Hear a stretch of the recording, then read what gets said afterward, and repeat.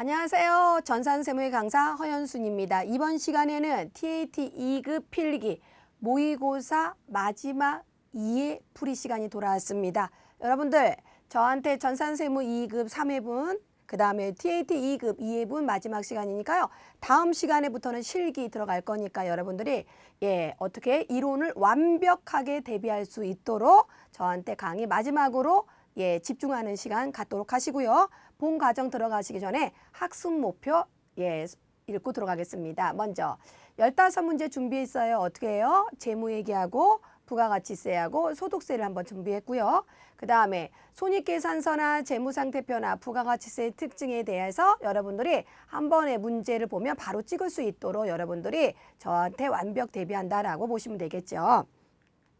그러면 이제 들어가겠습니다. 먼저 다음의 설명 중 재무제표 무엇에 대한 지금 요 내용이요.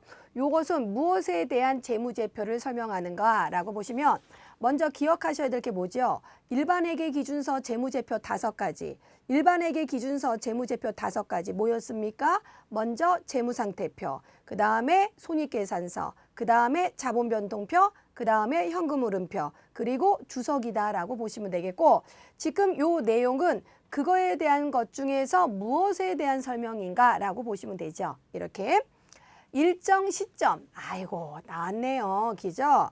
일정 시점에 기업이 보유하고 있는 경제적 자원에 대해서 자본에 대한 자산과 부채에 대한, 그리고 자본에 대한 자산 나왔어요. 부채 나왔어요. 자본에 대한 거 나왔어요. 이렇게요. 그 부분에 대해서 누구에게? 정보 이용자, 회계 정보 이용자에게 설명하는 것은 무엇에 대한 것인가 라고 물어봤어요. 이렇게. 답은 몇 번? 그렇죠. 답은 2번. 재무상태표를 설명한 것이다 라고 보시면 되죠. 이때 중요한 게 답은 2번입니다. 이때 중요한 게 손익계산서는 어떻게 된다고 그랬어요? 일정 기간이다.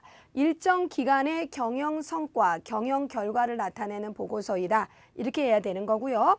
자본변동표는 어떻게 됐습니까? 여러분들 일정 기간의 자본 변동을 나타내는 것을 우리는 자본변동표이다 라고 보시면 되겠고요. 현금흐름표는 뭐였습니까? 일정 기간의 현금흐름, 어떤 현금흐름? 영업활동 현금흐름, 투자활동 현금흐름, 그 다음에 재무활동 현금흐름, 그것을 나타내는 보고서이다 라고 했고요. 재무상태표만 뭐다? 일정 시점이고 자산, 부채, 자본을 나타내는 보고서이다. 각각의 지금 답이 중요하지 않습니다.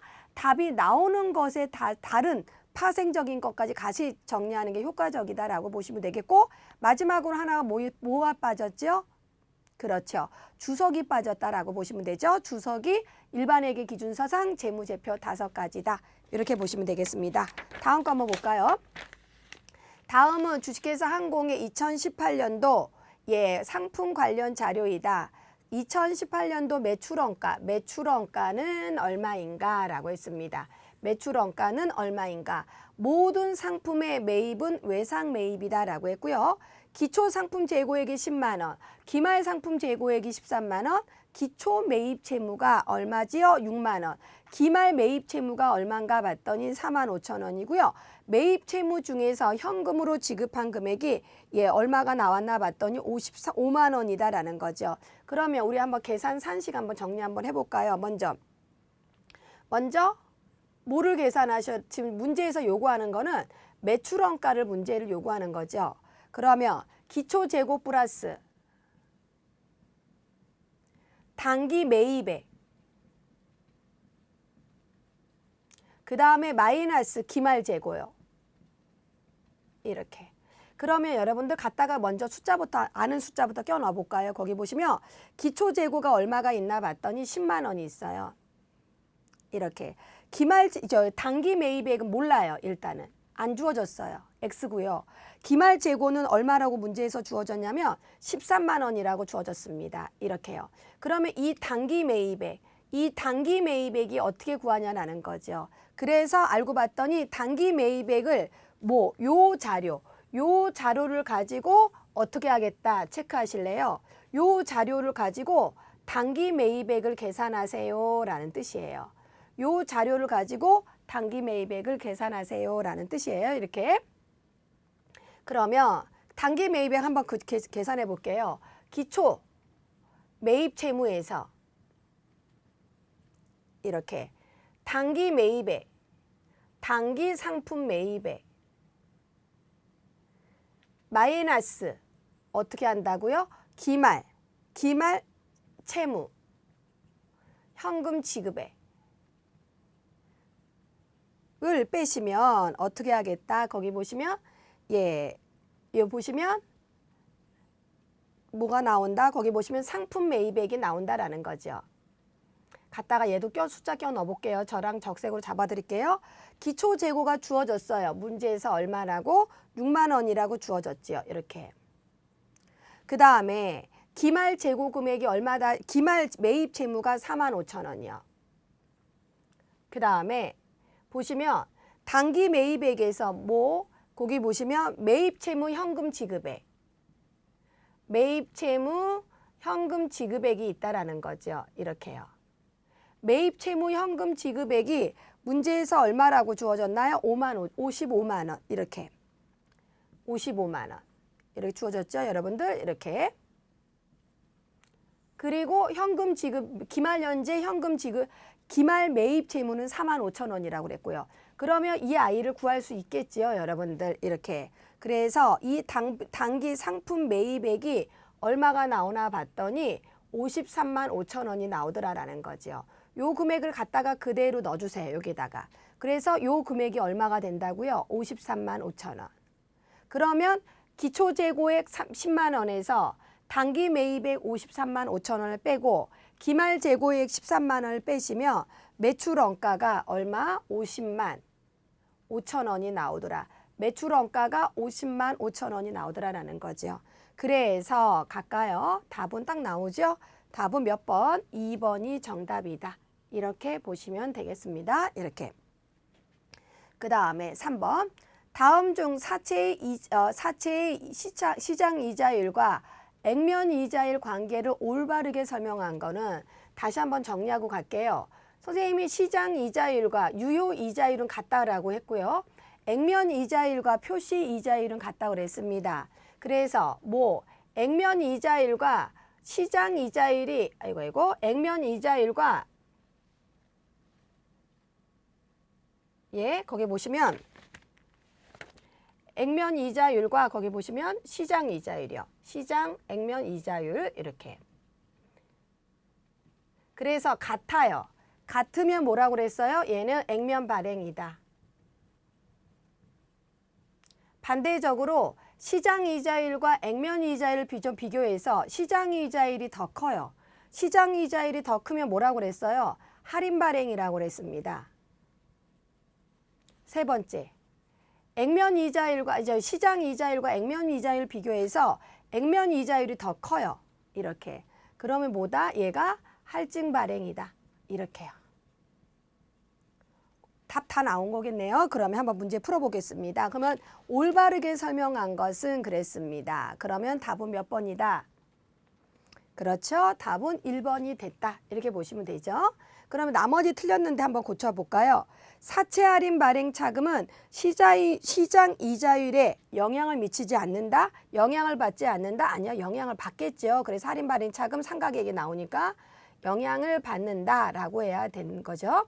그래서 이 아이가 답이 얘는 틀렸고요. 그 다음에 3번. 할인 발행 차금은 시장 이자율과 액면 이자율이 같을 때이다. 어떻게 된다고 그랬어요? 시장 이자율이 액면 이자율보다 더 클 때다라고 보셔야죠. 지금 이 설명은 뭘 설명하는 거죠? 액면 발행을 설명한다. 액면 발행을 설명하는 것이다라고 봐서 이 아이도 틀렸고요. 두 번째. 사채 할인 발행 차금은 시장 이자율보다 액면 이자율이 높은 경우이다. 얘가 되는 거죠, 여러분. 요쪽이요. 요렇게 큰 거. 그러면 이 아이 설명은 뭘 의미하나 봤더니 사채, 할증, 발행, 차금을 설명한 것이다. 이렇게 보시면 되죠. 그래서 답은 몇 번? 1번이 된다. 할인 발행 차금은 시장 이자율보다 어떻게 하겠다. 액면 이자율이 낮을 때 더 낮죠. 보시면 얘가 더 하면 결론 시장 이자율이 더 큰 거잖아요. 그래서 어떻게 하겠다. 이 아이가 바로 사채 할인 발행 차금을 설명한 것이다 라고 봐서 1번이 정답이다. 이렇게 보시면 돼요. 그 다음에 4번. 다음 자료에 의해서 2018년도 손익계산서에 재평가 손익은 얼마인가? 주식회사 항공의 2017년도 공장을 건설할 목적으로 토지를 취득하고 요까지 끊어주세요. 이렇게요. 그러면 가지요. 예, 차변의 토지 어떻게 잡는다고 그랬어요? 보시면 문제에서 200만 원. 대변의 현금성 자산 200만 원 이렇게요. 얘는 취득시가 되겠죠. 취득시. 매 보고 기간마다 어떻게 하겠다. 재평가 모형으로. 재평가 모형이 어떻게 한다 그래서 쌤이 유형자산을 기말 현재 유형자산을 현재의 공정가액으로 재평가라는 게 공정가액 모형으로 공정가치로 평가하는 거. 그것을 재평가 모형이다라고 했습니다. 이렇게. 그런데 보시면 2017년도 12월 말에 2017년도 말에 현재 공정가액이 얼마인가 봤더니 220만 원이더라라는 거죠. 220만 원. 그럼 계산기 잡아보시면 내가 살 때는 200만 원이었어요. 근데 재평가 시점에 공정가액이 220만 원이니까 어떻게 됐어요? 얘는 상승이 됐다라는 거죠. 이렇게요. 그래서 차변의 토지 얼마가 되는 거죠? 20만 원. 이렇게. 그리고 나머지 차액만큼을 뭐로 잡아준다? 재평가 잉여금. 재평가 잉여금이다라고 해서 20만 원이다라고 해서 기타의 포괄손익 누계액으로 잡아주더라라는 거죠. 이렇게. 그리고 나서 지금은 세 번째는 2018년도 12월 31일 현재입니다. 에고. 이번에는 어떻게 됐나요? 180만 원으로 어떻게 하겠다? 토지의 가치가 하락했다라고 보시면 되겠죠. 토지의 가치가 하락했습니다. 그러면 보세요. 얼마에서 얼마로 하락한 거예요? 220만 원에서 180이요. 220만 원에서 180으로 하락했어요. 차액만큼이 얼마이다? 40만 원이다라는 거죠. 40만 원이 그러면 차변에 있는 토지 대변으로 날려보내야겠죠. 대변의 토지 얼마이다? 40만 원이다. 이렇게. 그리고 어떻게 하겠다? 바로 재평가 손실로 잡아주는 게 아니고요.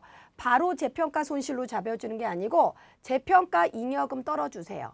재평가 잉여금이라는 기타의 포괄손익 누계액부터 상계 처리하세요. 그래서 차변의 재평가 잉여금 아이부터 상계 처리하고요. 어떻게 됐어요? 이 아이 기타의 포괄손익 누계액 소멸되고 없어졌습니다. 그리고 나머지를 뭐라고 잡아준다고요? 재평가 손실. 재평가 손실 얼마예요? 20만 원이요. 재평가 손실은 분류가 어디로 되냐면 영업의 비용으로 분류됩니다. 이렇게요. 그래서 답이 어떻게 되나 봤더니 답이 몇 번이다? 그렇죠. 답이 1번이 정답이다. 이렇게 보시면 되죠. 선생님이 이거 메모해드렸던 거 이거 잘 보셔서 제가 항상 그랬죠. 회계는 머리로 하는 게 아니고 손으로 한다라는 거 기억하시고요. 히스토리를 갖고 움직이셔야 이런 문제 TAT 2급에서는 재평가 문제가 자주 나옵니다. 그 다음에 다음 중 회계의 변경과 오류에 대한 설명이다. 오류 수정에 대한 설명이다. 어떻게 되죠? 틀린 것은 그랬습니다. 답은 몇 번입니까?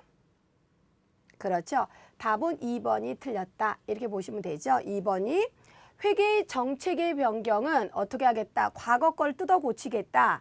이렇게 해요. 그래서 정기분 이익잉여금까지 다 수정하겠다라고 보시면 되겠고요.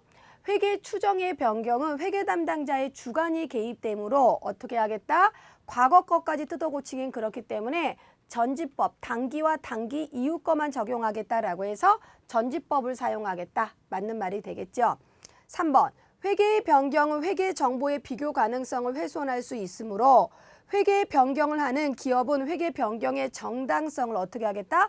정보 이용자들이 혼란스럽지 않도록 어떻게 하겠다? 입증해야 될 것이다. 맞는 말이겠고요. 회계 변경의 속성상 그 효과를 회계 정책의 변경과 회계 추정의 변경이 어떻게 하겠다? 구분이 불가능하다면. 구분이 불가능하다라고 한다면 어떻게 하겠다?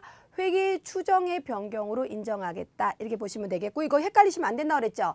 얘네 둘이 동시에 적용되는 경우에는, 얘네 두 개가 동시에 적용되는 경우는 어떻게 하겠다? 정책의 변경부터 먼저 고치고 추정의 변경으로 간다라고 했던 거 기억하셔서요. 구분이 불가능할 때는 추정의 변경이다. 동시에 같이 적용됐을 때는 회계 정청의 변경이고 회계 추정의 변경이다. 이렇게 보시면 되죠.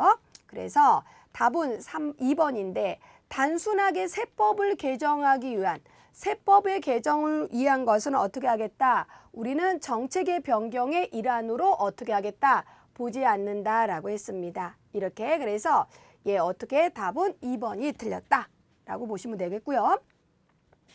6번 문제 보시면요. 다음은 기계장치와 관련된 내용이다. 2018년도 손익계산서에 반영될 기계장치 감가상각비는 기계장치 감가상각비 금액은 얼마인가라고 했습니다.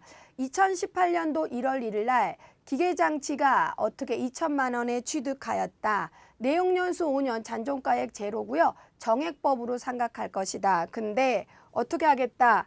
2018년도 7월 1일 날 당기의 자본적 지출액, 당기의 자본적 지출액 옆에다 적을래요. 얘는 어떻게 하겠다. 자산으로 처리하세요 라는 뜻이잖아. 자산으로 처리하세요. 이렇게.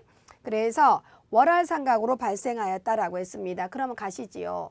어떻게 2018년도 1월 1일부터 2018년도 1월 1일부터 언제까지 6월 30날까지 감가상각 한번 해보자고요.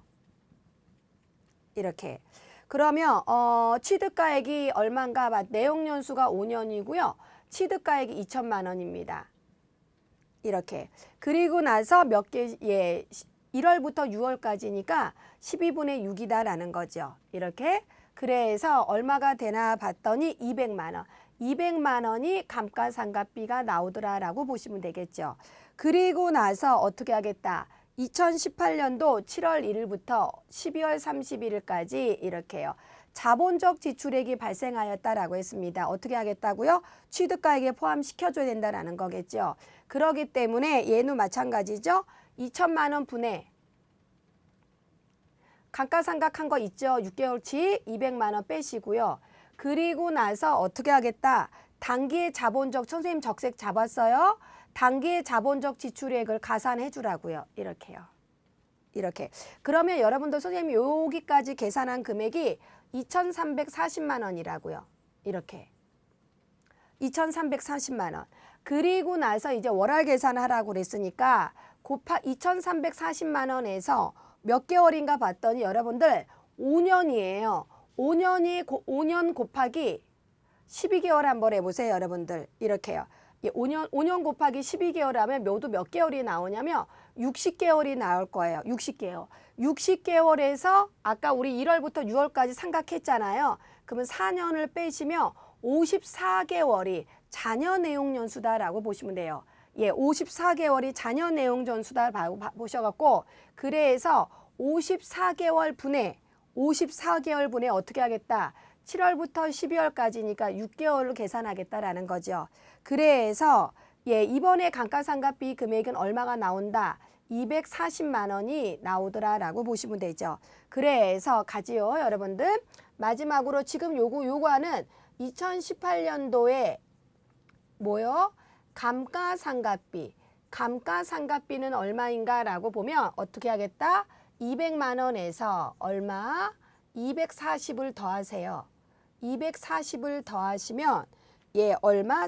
240을 더하시면 답은 몇 번이가 된다라고 보시면 여기가 제가 잘못 계산했네요. 여러분 여기가 2,340만 원에서 54개월 분의 6개월 하면 여기가 240만 원이 아니고 260만 원이네요. 여러분들 이렇게. 그래서 260만 원이 나올 것이다 라는 거. 그러면 어떻게 여기도 260만 원으로 고쳐주면 되겠죠. 이렇게요. 그래서 200만 원 분의 260만 원 계산하시면 답은 얼마? 460만 원이 나오더라. 이렇게요. 그러면 답은 몇 번? 3번이 정답이다. 이렇게 보시면 되세요. 3번이 정답이다. 그 다음에 다음 문제 갈게요. 다음 자료에서 가로에 들어갈 말로 옳은 것은 그랬습니다. 답이 한 번에 보이네요. 유형자산의 진부와 시장가치의 급격한 하락으로 어떻게 하겠다? 손상이 발생하였다. 어떻게 한 손상이 발생하였다. 예, 당해 유형자산의 사용 및 처분으로부터 기대되는 미래의 현금흐름 총액의 장부금액이 미달하는 경우 장부금액을 회수가능액으로 조정해서 그 차액만큼을 뭐로 잡아준다? 그렇죠. 유형자산 손상차손으로 잡아준다. 그래서 답은 1번이다 라고 보시면 되겠고요. 우리 회계 처리 한번 해볼까요? 차변의 유형자산 손상차손 얼마 그리고 대변의 손상차손 누계 대변의 손상차손 누계액 얼마 이렇게요. 이 유형자산 손상차손은 분류가 어떻게 된다고요? 영업의 비용으로 분류한다. 손상차손 누계액은 분류가 어디로 간다? 자산의 차감 계정이다. 요거 기억하셔서 영업의 비용이란 거 기억하셔서요. 답은 몇 번이다? 1번. 1번이 정답이다. 이렇게 보시면 되죠. 그 다음은 주식회사 항공의 수정전 시산표의 결산 후 재무상태표이다. 가와 나에 들어갈 말로 옳은 것은 이 말의 의미가 요 자료랑 요 뒤에랑 연속되는 거라고 생각하시면 되세요. 얘랑 연속되는 겁니다, 여러분들. 그러면 들어가시 전에 수정전 시산표를 보시면 외상 매출금이 얼마 있나 봤더니 80만 원. 받으러움이 얼마가 있나 봤더니 20만 원이요. 그럼 매출채권이라는 아이가 매출채권 써드릴까요? 매출채권이 얼마가 있다? 100만 원이 있다라고 기억하시면 되겠고요. 그 다음에 대손충당금 체크하세요. 이 5천 원과 3천 원에서 대손충당금 잔액이 얼마 있다? 8천 원이다라는 거죠. 대손충당금 잔액은 8천 원, 기말의 매출채권 잔액은 100만 원이 있다. 이렇게 보시면 돼요. 2번 자료 2 보겠습니다. 매출채권 잔액에 대해서 대손 추정률이 2%로 대손충당금을 보충법으로 설정하고자 한다. 보충법이요. 예, 자료 3번째 2018년도 12월 30일 날 요 가에 들어갈 금액과 대손충당금에 들어갈 금액은 얼마인가 라고 물어봤습니다. 이렇게 그러면 우리가 보충법으로 그대로 설정하시면 되겠죠. 공식이 어떻게 됐어요? 기말의 매출채권 잔액입니다. 기말의 매출채권 잔액 고로 100만 원 곱하기 매출채권이 몇 프로라고요? 설정률이 2%가 되고요. 그러면 2만 원이 됩니다. 그리고 충당금 잔액이 있니? 라고 했더니 아까 충당금 잔액이 얼마 있었어요? 8천 원이요. 그래서 우리는 이 이름을 이렇게 불러줍니다. 당기의 대손충당금 뭐다? 추가 설정액이다. 추가 설정액이다 라고 해서 추가 설정액이 얼마가 나온다고요? 12,000원이 나온다라는 거죠. 그러면 여러분들 이거 우리 회계 처리 한번 해볼까요? 12월 31일 현재 차변의 대손상각비 12,000원. 대변의 대손충당금 얼마? 12,000원. 요렇게 더 추가된 설정된 금액이 있다라는 거죠. 그래서 갖다가 숫자 껴 넣으시면 예, 기말의 매출채권 잔액은 얼마가 된다? 100만 원이 된다. 이렇게 보시고요. 대손충당금 잔액은 12,000원이다. 이렇게 접근하시면 안 돼요. 왜 접근하시면 안 되냐면 여기 전기에 얼마가 있었어요? 8,000원이 있었어요.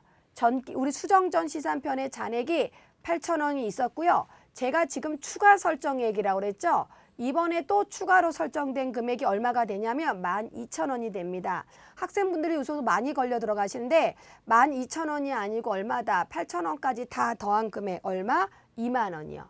2만 원이 되더라라고 보셔서 예, 나머지 98만 원이 쓰실래요? 지금 이 문제는 상관없지만 얘가 바로 뭐다? 순장부가액이다. 순장부가액이다라고 보시면 되겠죠. 이렇게 그래서 예, 대손충당금 금액은 우리 답은 몇 번이 된다? 외상 매출채권은 100만 원이다. 땡큐이다. 그 다음에 대손충당금 잔액은 2만 원이다. 그래서 답은 몇 번이 된다? 답은 4번이 된다. 이렇게 보시면 되겠죠, 여러분들? 그 다음에 부가가치세로 넘어가겠습니다. 부가가치세로. 부가가치세의 특징에 대한 설명이다. 틀린 것은 몇 번이죠? 그렇죠. 답은 4번이 정답이다. 이게 틀렸다. 이렇게 보시면 되죠. 소비지구 과세 원칙을 선택하고 있다. 맞는 말이겠고요. 전단계 세액공제법이다. 주의하실 건 뭐라고 그랬어요? 쌤이 전단계 거래세액공제법 아니라고 그랬습니다. 전단계 세액공제법이다라고 하고요. 납세자가 담세자가 다른 간접세이다. 맞는 말이죠. 납세자는 사업자, 담세자는 최종 소비자에서 다르다라고 보시면 되겠고 직접세이다. 우리는 간접세이다라고 했어요. 말이 안 되죠. 이렇게. 그 다음에 10번. 다음은 신발 제조업을 영향하는 주식회사 항공의 2018년도 1월 스타트 3월 엔드의 거래 자료이다. 뭐 구하라고요? 부가가치세 매출세액은 얼마인가? 매출세액은 얼마인가? 라고 했습니다. 그러면 계산 한번 해보시면요. 여러분들 국내 매출액 얼마? 여기다가 10%를 계산하시면 80만 원이 나오더라라는 거고요. 하치장 반출, 전시장은 사업장이 아니다. 하치장이나 전시장은 사업장이 아니다. 사업장이 아니라는 것은 제조장에서 하치장으로 재화를 반출하더라도 어떻게 하겠다? 10% 과세하지 않겠다라고 했습니다. 이렇게. 그 다음에 국외 수출에 대해서는 과세 표준은 맞습니다. 과세 표준은 맞지만 얘는 몇 프로이다? 0%이다. 그래서 매출세액은 제로가 나온다. 이렇게 보시면 되겠죠. 그 다음에 견본품 샘플대, 이 아이는 어디에서? 사업상 증여에서 제외될 것이다. 그렇기 때문에 이 아이도 아니다. 이렇게 보시면 되겠죠. 그래서 가매출세액은 얼마이다? 80만 원이다. 저 좀 보세요. 만약에 문제에서 과세 표준은 얼마인가? 과세 표준은 얼마인가? 라고 하시면 요거요. 80만 원하고 500만 원 더하신 어떻게 1,300만 원이 과세 표준입니다. 요거 문제 잘 보셔야 되겠고요. 그래서 지금 문제는 1번이 정답이다. 이렇게 보시면 땡큐입니다. 그 다음에 부가가치세 신고 시 뭐 어떻게 해요? 공제받을 수 없는 매입세액은 그랬습니다. 공제받을 수 없는 매입세액은 이렇게 뭔가 봤더니 답은 그렇죠. 답은 1번이 틀렸다. 1번이 뭐죠, 여러분들? 거래처 선물 세트죠. 쓰실래요? 얘는 접대비 관련 매입세액이죠. 접대비 관련 매입세액은 불공이다라고 보시면 되겠고요. 예, 직원 회식비라는 것은 어떻게 하겠다? 사업과 관련된 매입세액이다. 업무와 관련된 매입세액이다라고 봐서 매입세액 공제되는 거고요. 예, 여기 보세요. 여기 포커스 맞추세요. 트럭이에요. 트럭은 화물차를 의미하는 것에 써놓으세요. 학생분들이 여러분들 소용이라는 표현을 일부러 많이 써요. 왜? 비영업용 소형 승용차 구입 및 임차 및 유지 관련 매입세액은 다 불공이니까 트럭은 매입세액 공제됩니다. 그거 기억하시고요. 사무용 소모품이다. 사무용이란 뜻은 무슨 뜻일까요? 사업과 관련된 매입세액이다라는 뜻이겠죠. 그래서 매입이 공제가 될 것이다. 그래서 답은 몇 번? 1번이 불공이다. 이렇게 보시면 되죠. 그 다음에 소득세입니다. 다음 중 소득세법 설명으로 옳지 않은 것은 틀린 것은 그랬습니다. 몇 번이죠, 여러분들? 그렇죠? 2번. 2번이 틀렸다라고 보시면 되겠죠? 예, 보시면 소득 재분배 기능을 위해서 누진제 제도를 채택하지 않겠다. 우리는요, 채택하고 있다라고 해야죠. 우리는 어떻게 됐어요? 7단계 초과 누진세율이다라고 하죠. 최저 6%, 최고 42%의 7단계 초과 누진세율이다라고 보시면 되죠. 그래서 답은 2번이 틀렸다라고 보시면 되겠고 나머지 다 맞는 말이다라고 보시면 되겠죠, 여러분들. 다음 중 소득세법상 금액 시 필요경비, 실제 필요경비만 인정받을 수 있는 것은 그랬습니다. 있는 것은 답은 몇 번? 그렇죠. 답은 4번이다 라고 보셔서 사업소득은 어떻게 하겠다? 실제로 지출된 것을 인정하겠다. 근로소득은 근로소득 공제액이라는 산식표에 의해서 획일적으로 공제한다. 그렇기 때문에 이런 거 안 된다라고 보시면 되겠고요. 연금소득도 연금소득 공제액이라는 어떻게 획일적인 도표의 산식표에 의해서 공제될 것이다. 아니다라고 보시면 되겠고요. 이자소득, 금융소득은 어떻게 하겠다? 필요경비를 인정하지 않겠다라고 했습니다. 그러니까 이 자체가 말이 안 되는 거죠. 그렇기 때문에 사업소득은 실제 필요경비를 인정하겠다라고 했습니다. 14번 다음 중 근로소득자 김항공 씨의 2018년도 자녀 교육비에 대한 내용이다. 연말정산 시 교육비 세액공제로 공제받을 수 있는 금액은 얼마인가? 자녀의 소득은 없다고 가정할 것이다 라고 했습니다. 거기 보시면 대학생이다 라고 했습니다. 어때요? 교육비는 연령의 제한을 받지 않습니다. 교육비는 소득금액의 제한을 받습니다. 고로 문제에서 소득이 없다 그랬으니까 98년생이어도 상관이 없다라고 보시면 되겠죠. 근데 대학교는 얼마까지? 1인당 900만 원까지 1100만 원이에요. 그래서 900만 원까지 공제가 가능하다라고 보시면 되겠고요. 초등학생 우리는 취학 후 아동의 사설학원비는 공제가 안 돼요. 취학 후 아동의 사설학원비 공교육에 관련된 부분만 공제되기 때문에 어떻게 하겠다? 요거는 공제 안 된다라고 보시면 되겠고요. 취학 전 아동의 학원비는 300만 원까지 1인당 300만 원까지 공제된다. 그러면 여기는 공제가 되더라라고 보셔서 답은 얼마가 1080만 원. 1080만 원이 공제가 된다. 그래서 답은 2번이 정답이다. 이렇게 보시면 되죠. 네, 마지막 문제입니다. 다음 중 소득세법상 세액공제에 대한 설명이다. 틀린 것은 눈에 딱 보이네요. 그렇죠. 답은 4번이 틀렸습니다. 4번 왜 틀렸는지 한번 고쳐놔 볼게요. 근로자가 본인이더라도 연간 얼마까지? 안경 구입비나 렌즈 구입비는 연간 본인이더라도 50만 원밖에 공제가 안 된다라는 거 맞는 말이겠고요. 그 다음에 사업자가 재해손실세액 공제를 받고자 할 때는 알아두세요. 숫자 외우세요. 자산 총액의 20%, 자산 총액의 20%를 상실되었을 때만 재해손실세액 공제로 공제받을 수 있다. 이렇게 보시면 되겠고요. 근로자 본인입니다. 본인만 대학원이 되죠. 전액이. 배우자나 직계 비속이나 형제 자매는 대학교까지밖에 안 됩니다. 그래서 교육비 세액 공제를 받을 수 있다. 이렇게 보시면 되겠고요. 간편장부 대상자가 간편장부로 기장했을 때 기장세액 공제를 받을 수 있다. 아니고요. 여러분들 간편장부 대상자는 어떻게 열거해놨습니다. 예를 들어서 제조업이라면 1억 5천만 원 이하인 자, 부동산 임대업이라면 7,500만 원 이하인 자, 그 다음에 건설업이라면 그다음에 이런 데는 도소매라면 3억 원 이하인 자, 그러니까 1억 5천 이하, 3억 원 이하, 7,500만 원 이하인 자, 그 이하인 자들을 간편장부 대상자라고 해요. 그 간편장부 대상자가 뭐를 한다면 복식부기를 한다면 우리가 복식부기를 한다면 이 복식부기를 하는 경우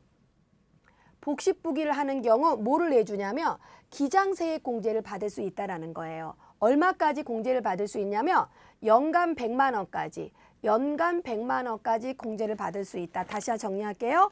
간편장부 대상자가 간편장부로 하는 경우 하는 게 아니고 간편장부 대상자가 복식부기를 한다면 어떻게 하겠다. 과세당국에서 세액공제를 해주는데 그 세액공제가 뭐라고 한다? 기장세액공제다라고 해서 연간 100만 원을 공제해준다. 이렇게 보시면 되겠습니다.